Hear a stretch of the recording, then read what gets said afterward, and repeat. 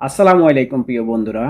যদি আপনার স্মার্টফোনের চার্জ বেশিক্ষণ না থাকে তাহলে এই ভিডিওটা আপনার জন্য। চলুন আমরা মোবাইল স্ক্রিনে চলে যাই।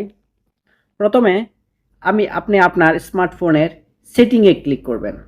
সেটিংয়ে ক্লিক করা স্ক্রল করে উপরের দিকে উঠাবেন। উঠানোর পর এখানে দেখবেন যে ব্যাটারি সেভিং নামে একটা অপশান আছে।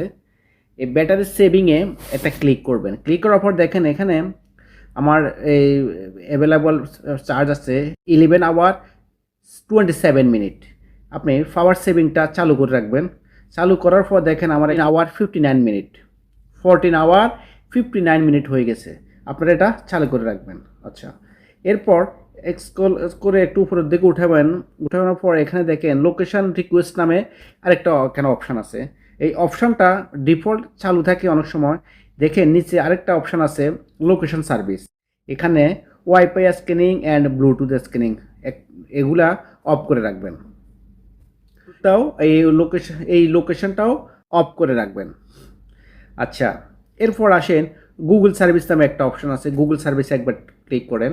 ক্লিক করার পর দেখেন উপরে ডাইন পাশে 3 ডট মেনু আছে। এই 3 ডট মেনুতে একবার ক্লিক করেন। ক্লিক করার পর এখানে লেখা আছে যে ইউজেস অ্যান্ড ডায়াগনস্টিক, এখানে একবার ক্লিক করেন। ক্লিক করার পর দেখেন এটা চালু আছে, এটা বন্ধ করে রাখবেন। এরপরে ডাইরেক্ট আমরা মোবাইল স্ক্রিনে হোম স্ক্রিনে চলে যাই। হোম স্ক্রিনে আসার পর এখানে দেখেন প্লে স্টোর নামে একটা অপশন আছে। প্লে স্টোরে একবার ক্লিক করবেন। ক্লিক করার পর উপরে ডান পাশে দেখবেন যে আপনার প্রোফাইল পিকচার আছে। প্রোফাইল পিকচারের উপর একবার ক্লিক করেন। ক্লিক করার পর এরপরে নিচে আসি দেখেন যে সেটিং নামে একটা অপশন আছে। সেটিং একবার ক্লিক করবেন। ক্লিক করার পর জেনারেল নামে একটা অপশন আছে। জেনারেল একবার ক্লিক করে রাখবেন। করার পর এখন নিচে এসে দেখেন, ক্লিক করার পর নিচে দেখেন থিম নামে একটা অপশন আছে। থিমে একটা ক্লিক করেন।